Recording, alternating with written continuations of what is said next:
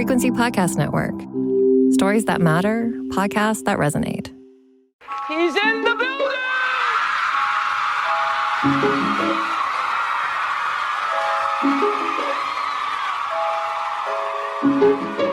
Drink the moment. Drink it. I said, empty your mind. Coquettish and coy. Ow. Ow. What?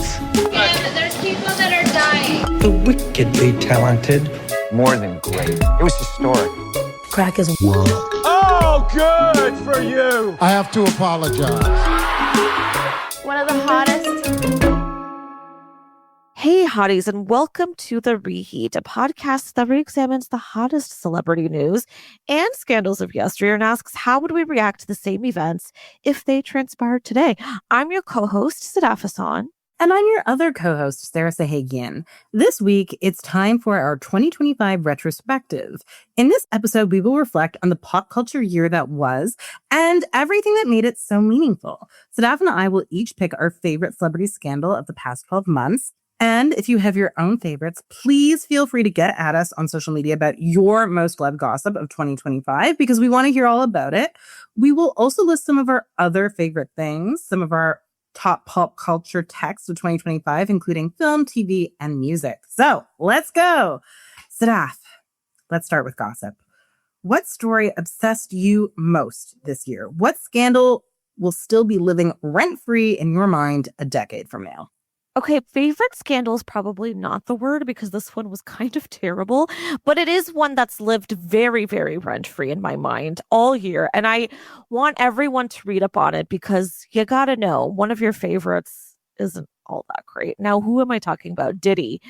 I'm sure everybody caught wind of a little bit of what was going on with this super high profile trial at some point, but I was just glad to see him get held accountable this year. So a quick little summary. After his ex, Cassie, a great singer in her own right, she really bravely came forward and exposed his abuse of her for years. She did this after a really disturbing and difficult to watch hotel videotape of him beating her, chasing after her in a hotel lobby was leaked on CNN. I'm sure a lot of people remember that. That happened. And then shortly after, she released a statement. She took him to court, which I was so glad to see because as we learned, he's been screwing over a lot of people for a really long time. And when I say screwing, I mean like abusing in multiple different ways, not just girlfriends, but artists, producers, coworkers. And this has been going on for years and years. So it was, like I said, a massive trial. It resulted in, I think, a very weak sentence just this past October. 50 months for transportation for prostitution following his conviction on 2 counts where he was found guilty of facilitating sex acts for money, but he was also acquitted of sex trafficking and racketeering. He's currently serving his sentence and obviously plans to appeal. Now, when Sarah and I did an episode about this just a few months ago, we covered the entire scandal and his upbringing, his career trajectory, but by the end of it, we still weren't sure he would actually be able to make a comeback. Now, since then, Netflix, in partnership with 50 Cent, kind of hilariously, put out a really wonderful documentary series that I encourage a lot of you to watch, although trigger warning. It breaks down his pretty endless list of crimes. And what struck me really was how many of the people he's worked with in the past really took him to task and are finally not afraid to speak up. So I'm talking about Kirk Burroughs, Capricorn Clark, Aubrey O'Day. It's a very long list, and it's really worth your time if you want to get into the history of what happened. And again, and I'll throw in an allegedly here just to keep us protected, but this man is definitely was very much involved with what happened to Biggie, what happened to Tupac, but not only them. And by the way, in that case, also a massive shift in the hip hop, R&B, and rap world. But he abused many, many women. One thing we learned in the documentary is he had this habit of getting very insecure around men and artists who he really worshipped and wanted to be, and he would kind of steal their girlfriends. This was a running pattern. And then as we would then learn, he would abuse these women. He also had a very strange relationship with his mother, who he also abused and who may have abused him. It's really a complicated web. I think you got to give the show or the documentary a watch to follow it all. But I'm just glad glad he's gotten exposed to this nth degree because we've been needing that for a while. Sarah, do you also feel like me? Now things have shifted. Now maybe he finally won't get that comeback after all of this has blown over? I am hoping he doesn't, but I'm not at all certain he won't. It's one of those things where people have come back from so much in Hollywood. We just don't take sexual violence as seriously as we should. Me Too changed things for a hot minute, but then there was very quickly a backlash. And I think that he might be able to ride the wave of that backlash. I'm hoping he doesn't because there's so much evidence. But as you said, he didn't really get convicted of what were allegedly his worst crimes. So even in that process, he kind of got off easier than he should have. So when he gets out of jail, the narrative might be, well, he wasn't convicted of anything all that bad. He did his time, right? I am worried that this person's public image might be rehabilitated. I mean, we know that a lot of people in Hollywood have a vested interest in rehabilitating the reputations of bad men because there are a lot of bad men in positions of power. So they feel like by helping those men, they're helping themselves, right? So I'm not optimistic. I do admire Cassie and her bravery. I admire all of his victims. I admire their resilience. I admire the documentaries that have been made and all of that, but I don't know if anything's going to change. I don't know. What about you? Yeah, you know what? I guess I just really want to believe that things are going to change. It's hard to imagine people are going to want to take on the risk of working with him again. I mean, he's also going to be an insurance risk. That being said, listen, he's been caught up in shit so much in the past. He still finds a way. And I think that's because he's blackmailed a lot of people. He's threatened a lot of people. He's, as we know, hurt a lot of people. As we know, maybe allegedly killed a lot of people. So it's tricky. It's scary knowing that somebody like this has been sitting at the top of the food chain for as long as he has. One of the things that I thought was so fascinating about the documentary series was that a lot of those people who do come forward, they're sharing these terrible and frightening ways that he had this control over them and that he hurt them and in lots of cases sexually assaulted them. And they talk about how they still stuck by because there was so much power to be gained just by being associated with him. And of course, when it comes to abuse victims, it's a complicated cycle. We've talked about this a lot when it comes to staying in a relationship like that. But some of these dynamics were very different. You know, he's got his assistant, he's got one of his producers, multiple artists. And for a lot of them, they stuck around because, first of all, there was money in it. Second of all, there was a way to build up your career. They would watch him abuse other people brutally, including Cassie, and they would just stand by and not say a thing because they knew that it would hurt their relationship with him. I find that so disturbing, but I think it does say a lot about how Hollywood is built, how the music industry is built. There is a hierarchy, and he's been at the very top. And yeah, I do kind of wonder once he's out, how is he going to be able to wield some of that power? It's not just going to go away. So TBD. But one thing I do want to add, because I know a lot of people have been talking about this as well, 50 Cent has been such a big figure in this, kind of with a wink, not even kind of, he's been winking and smiling through all this because he's so thrilled to see Diddy get this treatment and he's been involved in it, obviously. But 50 Cent has had his own abuse allegations. A lot of these people have. I know people are waiting to see what happens if maybe Jay-Z will also be someone who's named at some point because he's such a close friend of Diddy's. They've worked together a lot. So I do feel like you didn't ask me for a prediction for the next year, but I'm going to give you one. I feel like we're going to see more people who were associated with him maybe get their feet held to the fire in the next year. But let's see. What do you think, Sarah? We can only hope. We can only hope that there's more accountability. And we can also only hope that the best for the victims who come forward and that they are believed.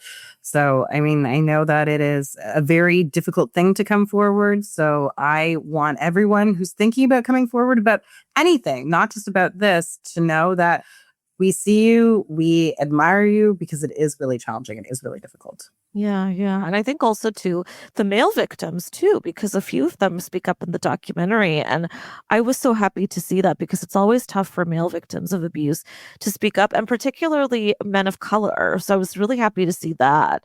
And hopefully, if anything, if we can see any bright side here, and also in Cassie speaking up, it's more victims feeling like they can come forward and that they can hold these people accountable.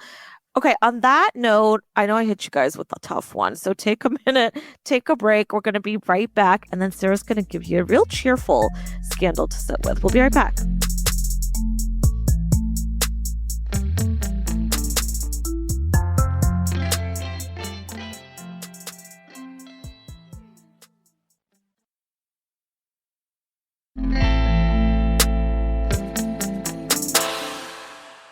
Okay, it's time for my top scandal of 2025. And I think that 2025 might be the year where two unlikely people made me really believe in soulmates and true love.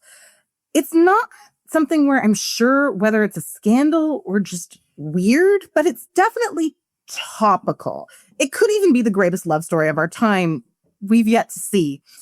Yes, of course, I'm talking about the romance between American pop star Katy Perry and former Canadian Prime Minister Justin Trudeau.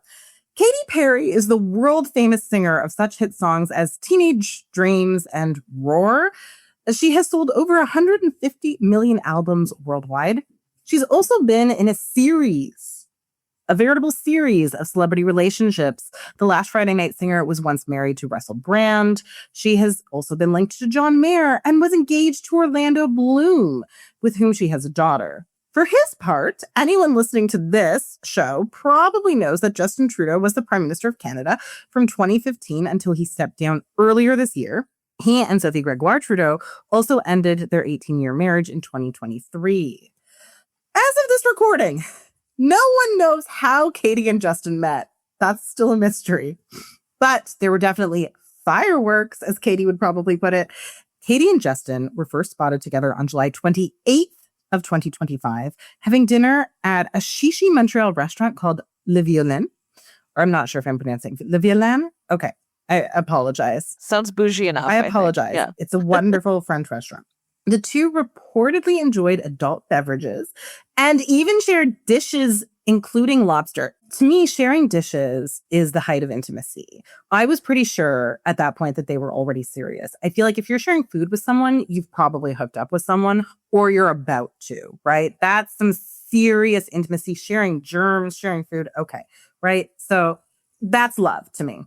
I was all in from the beginning. The next day, Justin was snapped gazing adoringly at Miss Perry as she performed in Montreal. Since then, the relationship has only gotten more like a romantic comedy. In October, Justin was pictured making out with Katy off the coast of Santa Barbara while on her 24-meter yacht. So that's romantic. It's like being on The Bachelor. While Katy is appropriately attired in those pictures, she's wearing a bathing suit. Justin is bizarrely wearing blue jeans, which is strange to me because it's like he doesn't own a bathing suit. And he was the leader of the country with the most coastline in the world. The man should know how to be on a boat. He should know how to wear a bathing suit. He should know how to act around water. I was very perplexed by this. And I feel like it was bad PR for Canada. It made us look like we're such a backward country that we go swimming in our blue jeans. Like we don't even own bathing suits. To be fair, it's very dadly of him. It's very Trudeau of him, and it's very politician of him. In a weird way, it all adds up, dare I say. Like, I kind of find it oddly romantic because we're seeing what an odd couple they are, really, aren't we?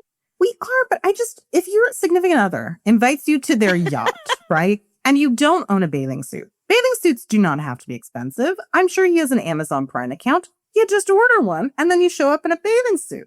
Because it's not like he was being super modest. The man is shirtless, making out with his girlfriend in those pictures.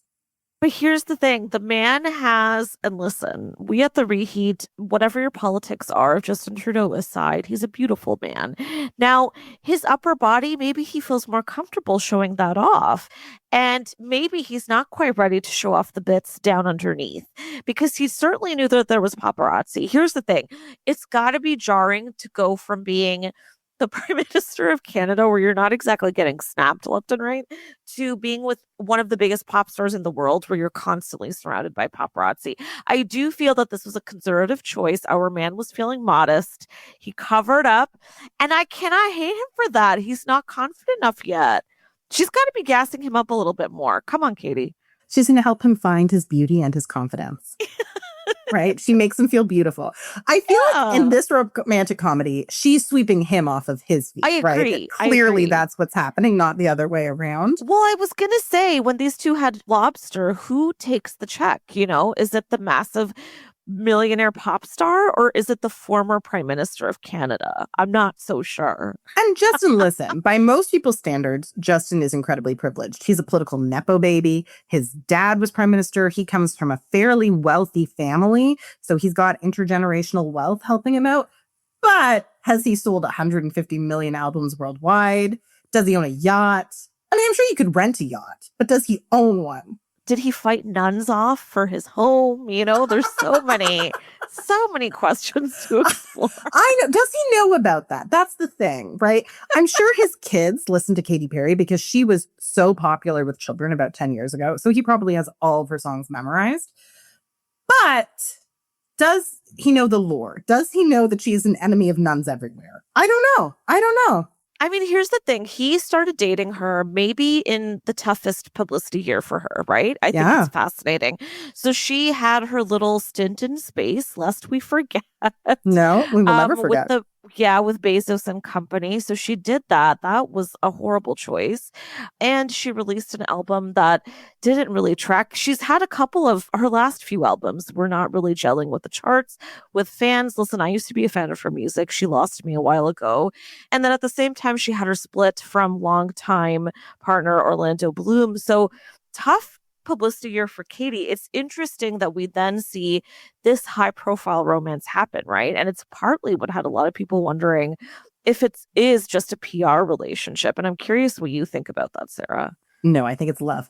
I think that these people, when you see the way he looks at her, at least on his end, they are in love. So this brings me to when they went Instagram official after their trip to Japan together. In those photos, listen, the man tried to be an actor and failed. He's not that good an actor. He is in love with her. He's just besotted with her. And it's cute because they're both really good looking. They kind of even look alike. You're like, they is this a couple or hot siblings? You can't tell. Right? If you didn't know who they were, you might just think hot brother and sister, which is kind of weird and kind of creepy. But they are very attractive. And I do think she likes him. Now, here's what I think she gets out of it. So she went Instagram official with him. She got to go have dinner with the former prime minister of Japan, who later shared these snaps and referred to Katy Perry as Justin Trudeau's partner. She gets to kind of have her first lady experience. She gets to feel a little bit more serious, a little bit more legitimate. After going to space, everyone was going on about how ignorant she was, right? Everyone was going on about how it was an ignorant thing to do. So maybe she feels smarter and she also gets to date this super hot guy, right? So he's hot. He makes her feel smart. They both have kids. So they might be at the time in their lives where they want a partner, but they don't want more children and they want someone who's on the same page.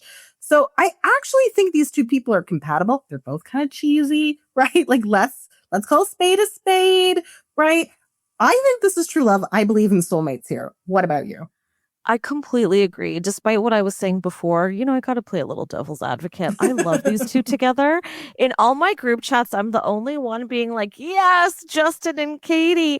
And I'm not trying to just be a contrarian. I completely co-sign everything you just said, Sarah. They look so happy. It's not even just him that looks in love. She looks so adoringly at him in all of the photos that we've seen so far. And some folks had pointed out that she took him to the same restaurant that she took Orlando to. And Justin was far more involved than Orlando was. He seemed so much more into it. And it's true. I think there's some kind of symbiosis here. Like they're just really gelling and connecting. And it's a delicious bonus that it happens to make really great publicity for her. I think a lot of people would argue not so much for him, but here's my thoughts. Who cares? He's done with his political career. And I think, to be honest, he deserves to have this fun. Why not? And he is certainly representing Canada, and I'm okay with that. I think this is fun. This is great. His dad also had his own tabloid-worthy romances. Why shouldn't Justin? And yeah, I just think they're adorable. And I kind of do secretly hope they'll have a child together because it would be a very beautiful baby with like tremendously thick brown hair. Like I just thought it'd be a gorgeous child. So I don't know. I'm into it all. I love it. Honestly, someone needs to make a romantic comedy about this. Honestly, I can't think of a better story. It's actually really sweet because it's the second chance at love for two people who probably feel like they screwed it up, probably feel like the whole world is laughing at him. We cannot forget that when Justin Trudeau left office, the whole country was laughing at him. He was so unpopular. He got so much hate. Some of it was deserved. And I actually think he did accomplish a fair number of things while in office compared to a lot of other prime ministers. But yeah, he made some definite mistakes. And just on a human level, I am happy when people find their person. And looking at them together, I might eat my words next year, who knows? But it feels like maybe they have found their person. It feels like the end of a Hallmark movie. And you know what I'm really intrigued by, though, whether they stay together or not? She's an interesting artist because I feel like she can make good music either when she's really in love or when she's had a breakup. It's the in-between that doesn't do well for us, right? Like when she was coasting with Orlando, we did not get good music. But if she's happy or she's just been heartbroken, it's going to be good. So I feel like how bizarre that we may be listening to an album of hers in the very near future all about Justin Trudeau. Like that is wild to me, but I am fully here for it.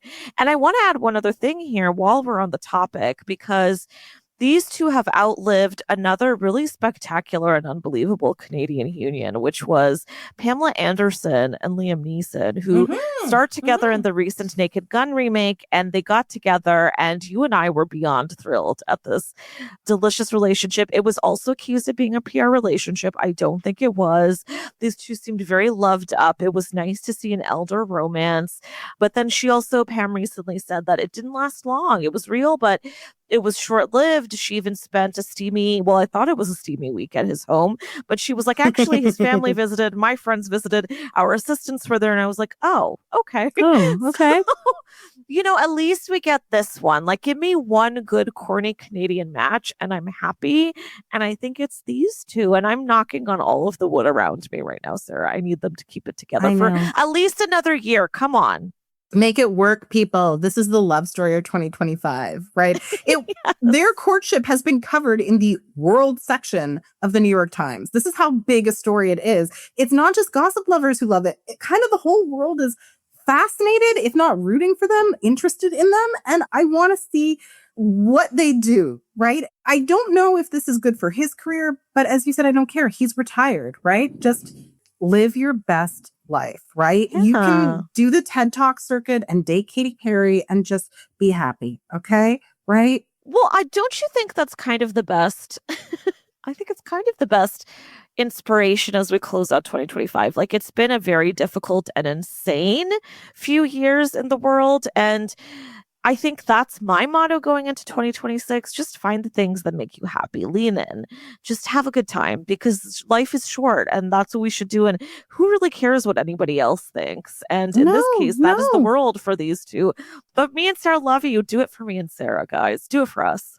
Do it for us. You can find love at any age, no matter how many mistakes you've made. These two are proving it. And they're the best looking couple of the year, like a way better looking couple than a lot of younger couples who are attractive people but don't seem to have the kind of chemistry. These people have great chemistry. So we applaud it. We're here for love. Okay. My favorite gossip story of 2025. All right. So now it is time to move on, and we're going to talk about some other things after a short break.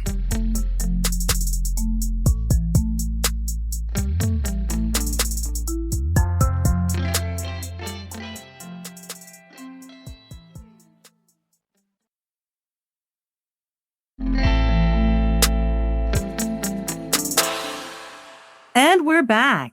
Now, Sadaf and I are going to supply you with some pop culture recommendations, starting with our favorite album of 2025. We have the same favorite album, right? We are aligned on this. This year, Sadaf and I were obsessed with Lily Allen's West End Girl. So, Sadaf, can you explain for the lovely listeners how seismic an event it was when West End Girl was released on October 24th, 2025, a day that shall live in infamy?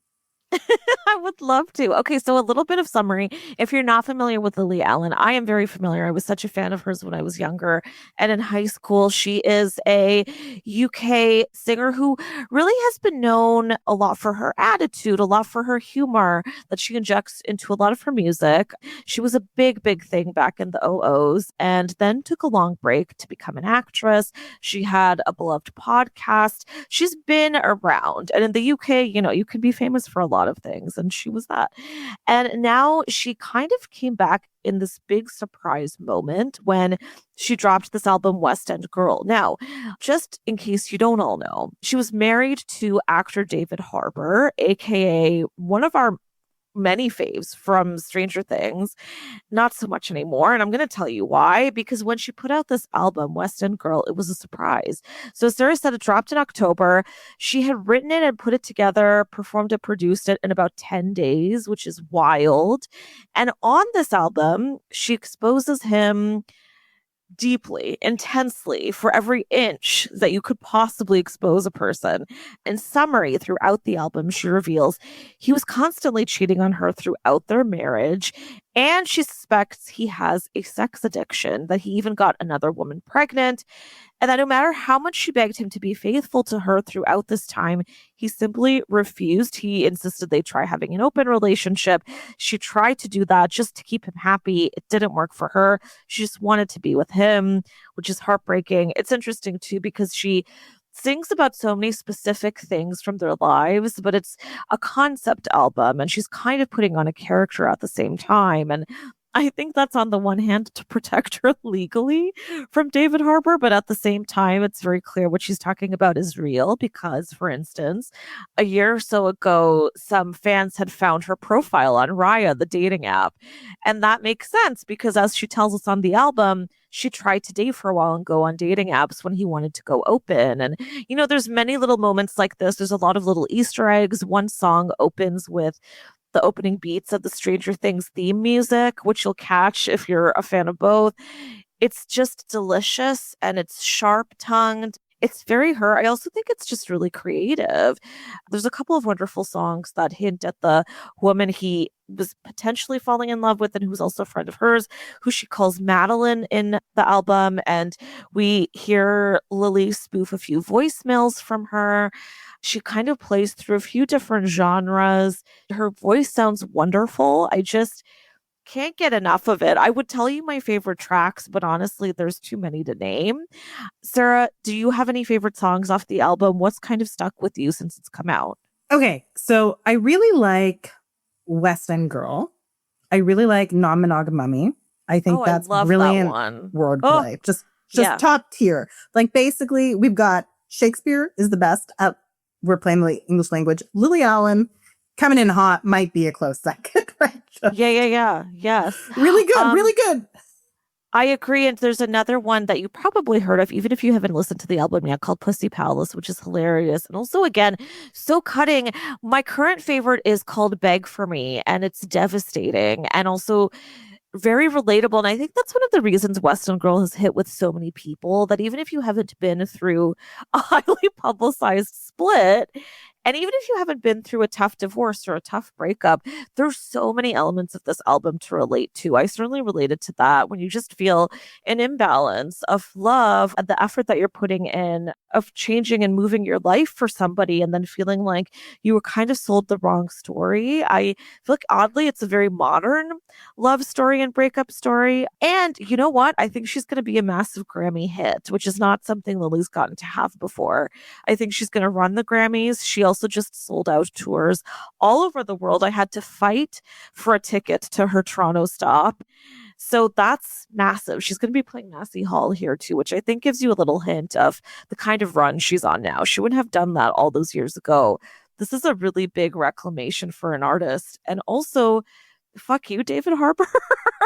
Sarah and I also did an episode going a bit longer on this a while back. You're welcome to check it out. And we'll link to it in the show notes. But at the time, similarly to Diddy, we were talking about, does David have a career after this? I think he certainly does. He very smartly has not talked about this. And I'm a little disappointed in journalists who have not asked him about it. I think that's quite odd. What do you think, Sarah? Well, I think they probably want to be able to cover future projects for Netflix and Disney. So I think that's why they aren't asking him about it, right? Because I the man guess. is, in my opinion, too big to fail. So he's probably going to outlets where they agree to only ask him certain questions. I think he's probably going to outlets that agree to censor themselves. That is my theory here. And maybe he'll address this in the future when he can sort of pretend that he's repented. And maybe he will actually repent. I shouldn't be so pessimistic about this. So I think at some point in his career, he will look back on this and talk about it, but probably only when he's on the cover of Vanity Fair or something. If he gets an Oscar nomination, he might feel like he has to address it, but in a way that is very friendly and where he can be circumspect. I think that's a good answer. I think, yeah, it's very likely that he will do just fine, especially considering the caliber of actor he is, right? Like, he's been working with Steven Soderbergh. He's all over the map. He's in Marvel. Stranger Things may have just wrapped, but I do feel like his career is going to be just fine. He's filming multiple projects. And, as gossip purveyors, I think we could tell you, if you ever want something to die down, just don't address it. That's what I always say. If you want this to disappear, pretend it's not happening. Ironically enough, that does it for them. And that seems to be what he's doing. But it's interesting because at the same time, several of his exes have also come forward as saying that they went through something similar with him, which I think is really fascinating. Lily's even bonded with a couple of them. And one of the common threads here seems to be that he cannot handle when his partner is as successful or more successful than him. This is something Lily sings about on the album, and I find very disappointing. Now, recently, just before Stranger Things also premiered, the star Millie Bobby Brown had also filed a complaint against him for being abusive towards her on set, and I wondered if it was also due to the same reason. Now, similarly, since the show premiered, these two have been playing buddy-buddy. Nobody's really asked them about the case. And I understand them wanting to get through a press run and just wrap things up carefully and calmly and not let it overshadow the show. But I have to take a moment and say one of my biggest disappointments of the past year is how soft journalism has become when it comes to celebrity content. You're right. I think a lot of the time networks will only grant you time if you agree to go by their rules. And as a journalist, I've also been told many times before an interview with someone high profile that you cannot talk about XYZ, which is maddening. I'll still try to get my questions in. And yeah, you do then risk never getting to speak to them again. But I think it's also your job. It's a moral imperative. I think it's very strange when we let these people get away with these reputations. Cough, cough, Diddy. And then they get by for years and they never have to answer to it. That's what our job is as journalists. And I hope to see that change a little bit. One example of this, I would say, is the Taylor Swift situation over the past year. Rolling Stone gave her multiple great reviews for what was very much a lukewarm album. They even did free marketing all over their website for her. That gives you a good sense of how journalism has shifted in recent years. And I'm sad to see it. Shifting gears a little bit, Sarah, I want to hear about your favorite TV show of the year. What do we have to make sure we watch before this year closes out? Okay, so if you like a good thriller and you also want a thriller that makes you think, something that keeps you guessing, something that has a bit of a message, then the thing that I recommend to you is to watch The Beast in Me. It is on Netflix. It was created by Gabe Broder. It stars the great Claire Danes, who is so good at playing just a woman having a breakdown. And here she gets to do what she does best. She plays Aggie, a superstar memoirist whose life took a turn when her son tragically died in a car accident. Her wife subsequently left her. Her career got derailed. On the verge of losing her swanky home and pretty much living in squalor, Aggie gets inspiration when she meets Mile Jarvis, a billionaire strongly suspected of murdering his wife. They can't prove it, but everyone suspects it. He's played by the wonderful Matthew Rhys. And he's so good as a creepy, murderous billionaire. Their scenes together should be studied by classes at Juilliard. They are fantastic scene partners. And what's wonderful is because Aggie is a lesbian and because he is a straight man, they have these scenes where there's a lot of tension and there's good chemistry, but it's not sexual. And it's really interesting to see that on screen, where people are attracted to each other intellectually, even though they're a little bit afraid of each other, right? Because she could ruin him, he could kill her and ruin her in various other ways. They're two people who are attracted to each other's intellect and their different forms of power, and also terrified of each other. It's so interesting because sex is taken off the table, right? And so I really liked that. I also liked the portrayal of a woman who's fascinated with someone else's sins, probably because she hasn't fully accepted her own, right? Which is probably why a lot of us are fascinated with true crime. I have to be self-aware. That's interesting. Yeah. So it's a very thoughtful thriller. A lot of the thrillers that have come out this year, I'm not going to name them, I'm not going to trash them, have been terrible. So if this is a genre that you like, this is not written by an algorithm. It's not paint by numbers. This is actually something interesting. It has some cool themes that interrogate a lot of questions we should all be interrogating about crime and just, I don't know, the world we live in the 21st century. Also, the performances are fantastic. Another person who's great in this is the criminally underrated Natalie Morales, who gets to play Aggie's wife, but has some really good scenes of her own. She's not just a wife character. She is developed. Brittany Snow also doing her strongest work in this. Good for Brittany Snow. She's having low-key the best year, right? So she got The Hunting Wives. Brittany Snow has leveled up to the A-list. So Sarah, thank you, because that's literally what I was waiting to say. Not only that, but she was also in the Murda biopic series on Disney Plus, and she's fantastic in that. She's fantastic in Hunting Wives. She's wonderful in this, which is impressive because she's playing third to the likes of Claire Danes and Matthew Rhys, and she really holds her own. She has a couple of scenes with Matthew where he's so intense and dark, and she stands up against him so damn well. Like, girl, get out there. This is good. I want to see her.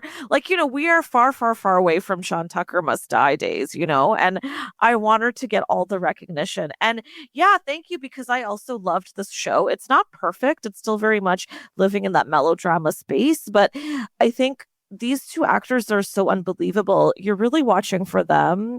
And if you're one of those people who just loves to watch good acting, that's reason enough. They're delicious. And Sarah, I love what you said about them not having a sexual dynamic. It's interesting though, because it's still very sexy, right? Like, there's a scene where Matthew's character says to Claire's character, "Can you believe we haven't had sex?"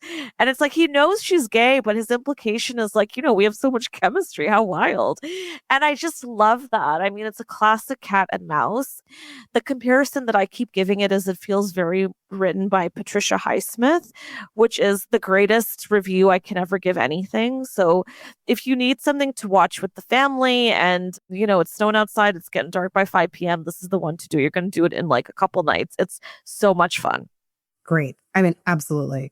All right, Sadaf, what could you not stop watching in 2025? Okay, I'm going to hit you with one that I know most of our listeners are probably going to echo, The Pitt. We love it here at The Reheat. It's fantastic. It feels like an incredible callback to ER, which is one of my favorite dramas of all time. And actually, it's had me rewatching ER, which is really fun. And if you're Canadian, ER just dropped in its entirety on Crave. So check that out. The Pitt follows, if you haven't seen it, a 12-hour shift in an emergency room in Pittsburgh.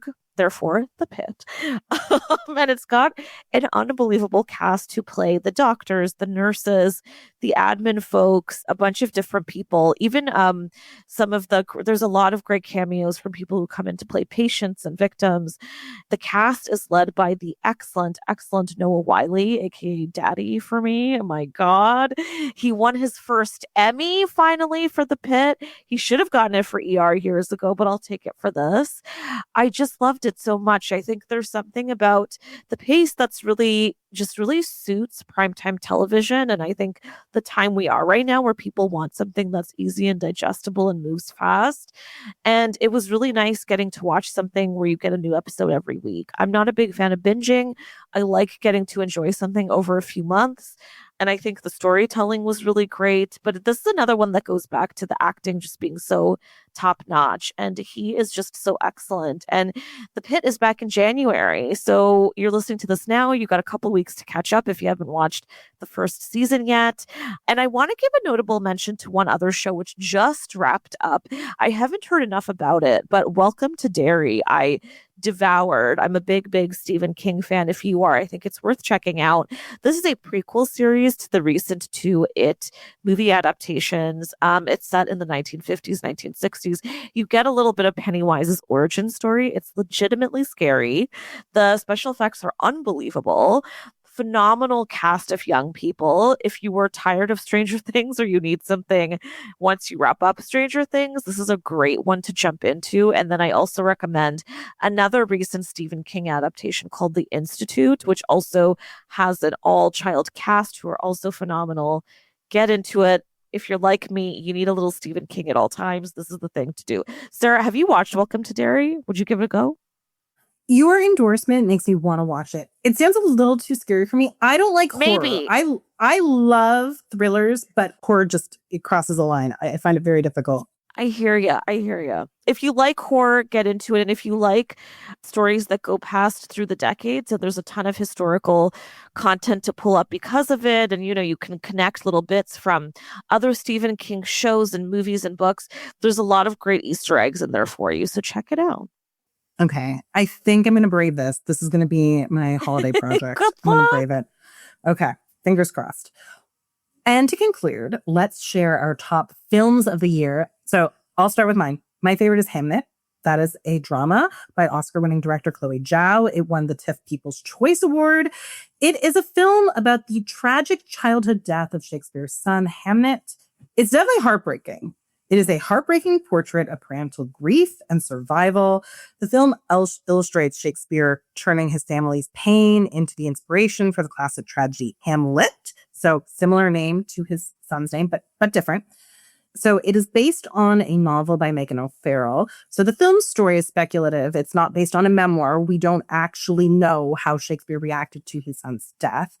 But it is still a really beautiful, really human story. Paul Mescal plays the bard. He's fine, but he's fine.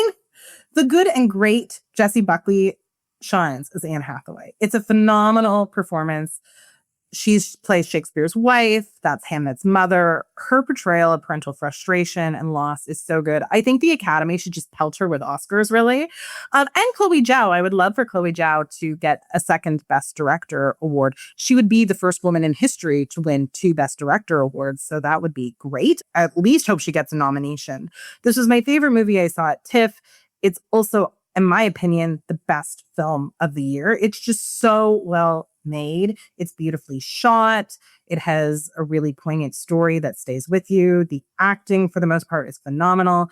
So can't recommend it highly enough. And it is in theaters. So we at The Reheat really want you to go to the movies. If you are able to go see this, it is out in Canada. Please do so. You will not regret seeing this film on a big screen. I have not seen this yet. I need to go out and do that. That's my plan this week. I love Jessie Buckley so much. So I've never seen her in anything where she wasn't unbelievable and the best in the cast. So I know it's going to be good. I'm going to go run and do this, Sarah.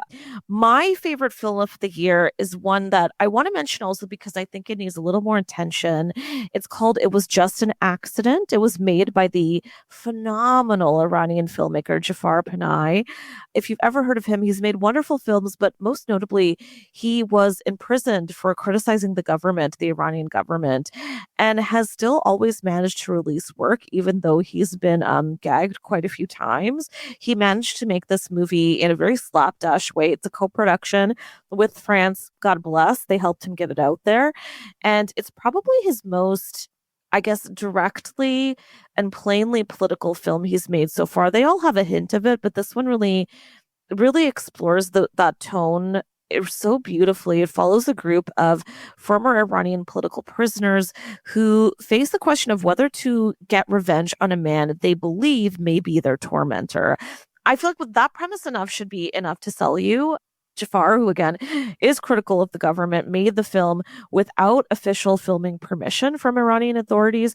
Each time he makes a film, he puts his whole life at risk, his family's life at risk. And I think there's no greater filmmaker or artist than someone who is risking everything to be able to put meaningful art out there. And so I think even if it's not something that gets Oscar attention, though I think it will, it deserves your time and attention and your ticket.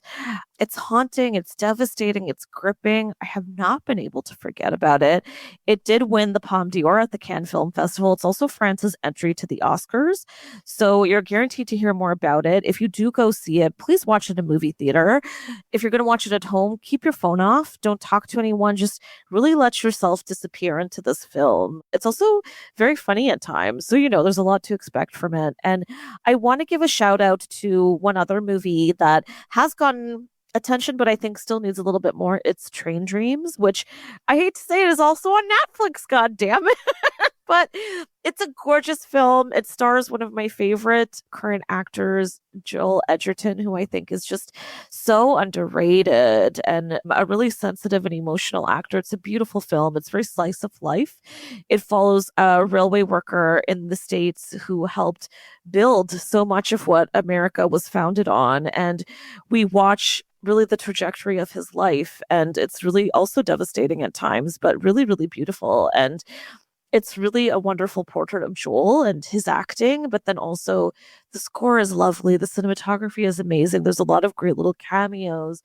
Both of these movies just had me in my feelings throughout the entire run. And to me, that's what makes a great movie, when it just fills my whole body up with emotion and I can't stop thinking about it. So I think Hamnet is probably the same thing. I'll let you know after I see it. But I think if you guys go check out any of these with your family for the holiday season, you are going to be in for a good time. And please go see these movies at the theater, right? These are beautifully made movies. I mean, if you can see them at the theater, you can't always, and for various reasons, see these movies in the theater. But if you can see a movie at the theater, and not even just the movies we listed, but any movie you're interested in, that is a wonderful way to support theaters. If Netflix merges with a studio, it is very possible that in the long run, they will phase out theatrical runs for a lot of movies. They will have the power to do that. And that's something that we don't want to see happen. Theaters are so important. They're a place where people can gather. They're the best way to appreciate the art of film, just on a big screen. So if I know it's expensive and I know the cost of living is really high, if you're looking for a cultural experience, it's actually more affordable than a lot of other cultural experiences and can feed your soul in the way that many more expensive outings also feed your soul. So we recommend this. Yeah, I'm so glad you brought that up, Sarah, because my biggest fear is not being able to go to the theater anymore to watch the movies that I love. My favorite moments in life are going to the movies. That's what I'm excited to do with my family when I go home this winter, is to just watch movies together. That's what we love. It's interesting you mention it, because Train Dreams is a good example of what can happen. Train Dreams is a beautiful, beautiful film, which should be seen on a big screen because it's so artfully made. Every shot is stunning. And because Netflix had that movie, put it out there and distributed it, it got a very, very brief theatrical run, and you can't see it in theaters now. And I think that's awful. The only way you can see it is to stream it. I was with a friend.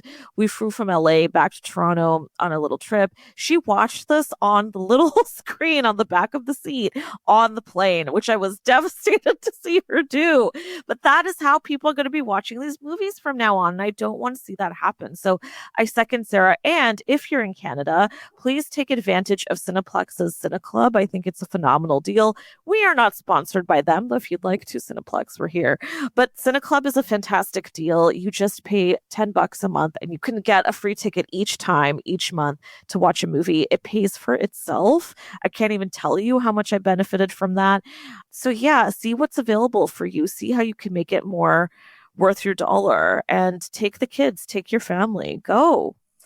And on that note, that is a wrap for the Reheat for 2025. Thank you to everyone, all of our wonderful listeners, for being here for this ride with us. We could not do this without you. We do this for you. And we are so, so honored that you take the time to listen to us. Please come back in January, because we plan to cover a ton more scandals. And the only way we can do that is if we all gossip together. So you can listen to the Reheat for free on the Seeker app.